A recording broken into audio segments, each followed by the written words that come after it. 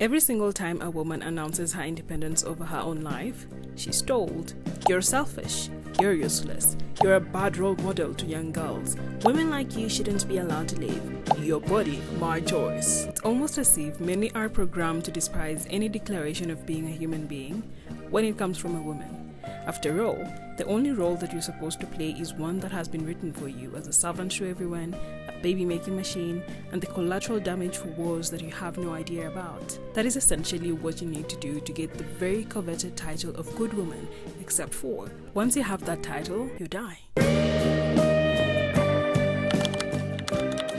A few weeks ago, I came across this article on the Time called "Self-Silencing is Making Women Sick," and the given definition of self-silencing being the propensity to engage in compulsive caretaking, pleasing the other, and inhibition of self-expression in relationships in an attempt to achieve intimacy and meet relational needs. The article highlights the scary diseases and illnesses that more women are experiencing today, including autoimmune diseases and chronic pain, which can be linked to self-silencing. And this doesn't surprise me because I have seen so many women living miserable lives because they want to be seen as good women. However, this idea of self-silencing is what bugs me. As women, we are told that we need to be quiet, we need to be seen and not heard, we need to just do as we are told, and if you don't do this, you are punished for being a bad woman. But over time, following these rules will put your health in jeopardy because it's not normal to live like a robot when you are a human being with emotions, needs, feelings, and the desire to be alive. But even when your health is in shambles because you wanted to follow the rules so that you're not punished, you're going to be blamed for not doing enough to speak up, to advocate for yourself. Self-silencing is blaming women for following societal rules, and yet society does everything to punish women who do not follow societal rules. So I'm really confused here because it seems like whatever you do as a woman, you will never win, and in fact, even if you become a good woman as society tells you, you're not going to get a trophy, and you will still be blamed for causing harm to yourself because you sacrificed your dreams, your ambitions, and your needs just so that you can be there for others. The poetic culmination of this satire of being a good woman is the current conversation happening on social media in regards to dating and romantic relationships. There are many men who say they want wives like their mothers, who they say were good women. They stayed even when they were broken down.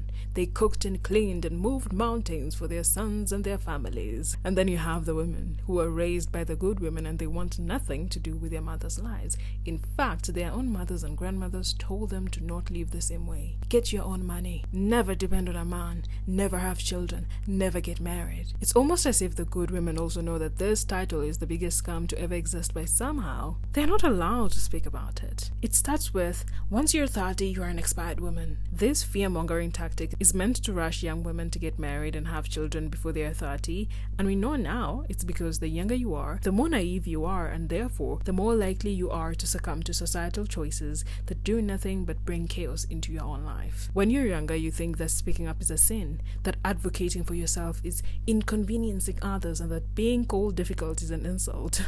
And hand in hand with this fear-mongering is this idea that women above 50 are useless and shouldn't be seen in society because rotting away somewhere and waiting to die is the only acceptable path for them once they are menopausal. And of course this makes sense. It makes sense in a patriarchal society that wants to keep women subjugated, and creating fearful young women and demonizing getting older is the perfect way to create infighting amongst women, because the younger ones will despise the older ones and the older ones will have to see their own species treating them as less than, but even worse, repeating the same mistakes they made and not listening to the experience of age. And that's how the patriarchal society continues to grow generation after generation. Oh my god, I literally made noodles. This is iconic stuff. What? This chicken wants to take my food. I'm like the best person to cook ever. If there's anything valuable I've learned in the past years after choosing to live a different life than what was expected of me, it's that being a failure or a disappointment is the most freeing thing ever in life. And this checks out with research, because when you're not trying to perform a life that you don't like to make others happy, you're less susceptible to repressing your own emotions, which are the key factor in how you actually live. I know society teaches us that being emotional is bad, but darling, I'll have to break bad news to you today, because all of us are emotional even if you're a man. That is our default, and it's the engine of our existence. The more you think you're not emotional, the more you don't put in the work of self-awareness and emotional intelligence. And that makes you the perfect puppet for these unequal and oppressive systems. After all, if you don't know who you are, others can define your own identity and then push you to act in a certain way. And I know this very well because my work in marketing is about influencing human beings to take a desired action, and most times without them knowing that they're actually being influenced. So instead of pretending to be an indestructible, strong woman, I have learned to just be a human being. And that has made me a party pooper because yes, I no longer laugh when someone says something misogynistic and calls it a joke. I will guide them very understandably to explain their joke so that I can also partake in the laughter. Of course, it always ends with tantrums. It's not that deep. You're just too much. Becoming disappointing means learning to draw new boundaries that sometimes you haven't even heard of.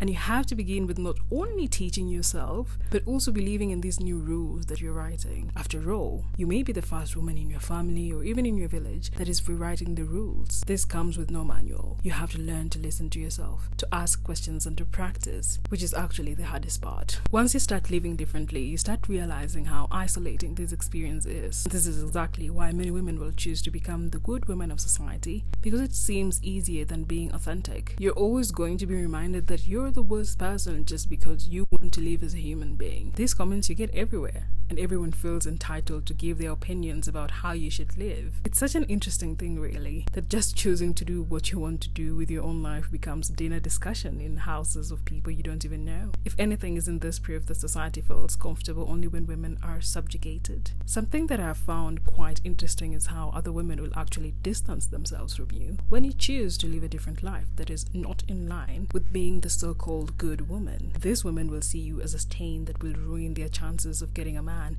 and having children, so they will discard you. They do not want to be seen associating with you, while they secretly despise you because they wish they had the courage to go against the status quo like you do. But this mentality is dissonance at best, because if anything, history and research has shown that playing the good woman role isn't going to help you in the long run. You'll end up dying at an early age or live with chronic pain for the rest of your life. So why is it hard for so many women to reject societal expectations when that's the only remaining option? If anything, the constant messaging laced with fear-mongering and threats of violence to women who decide to live differently is proof of the power that women yield. It is a fact that this equality conversation would end if all women decided to do nothing, even just for a week.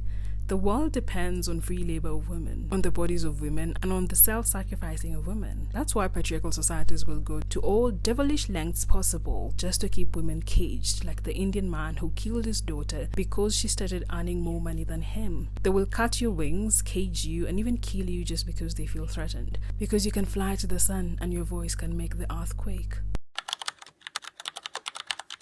I recently came across a French essay called The Killers of Women, written in 1902, 123 years ago, which highlighted a different kind of femicide that we rarely talk about. The writer highlights how the men in society kill women every day, from the father that doesn't take responsibility of educating his girls, the husband who treats his wife as a slave, the well-dressed men who rape girls just to satisfy their lust. If we were to write a list of how women are killed emotionally and psychologically, I fear we won't even have the courage to look at ourselves in the mirror, because the devil himself is what you would be looking at. Anytime I speak about women's experiences both online and offline, I'm always met with lots of insults and insinuation that what I'm saying isn't true. It doesn't exist just because it didn't happen to me. And this is always proof that I'm not saying anything wrong, but I have made them uncomfortable for saying out loud what should be hidden. But mostly, I have made the mistake of reminding people that they are not as good as they think, because they are also participating in subjugating women. And social media conversations will make you think that many women are waking up and doing things differently, but that is actually just a fallacy. It's easy to see that you're going against the status quo, but it isn't easy to live against the status quo. Speaking up still comes with insults and threats of violence.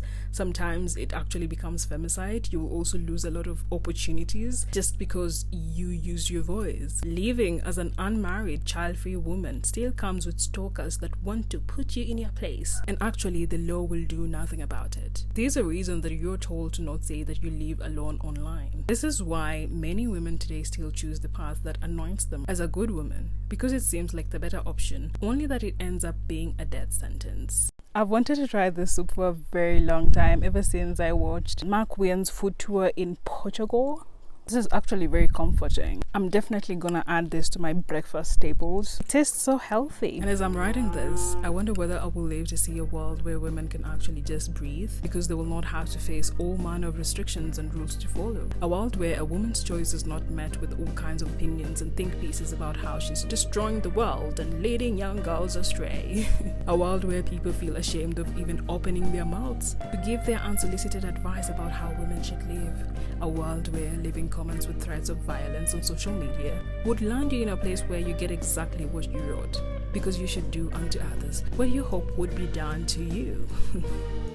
But instead of waiting for such a world in futility, I know that change starts with me.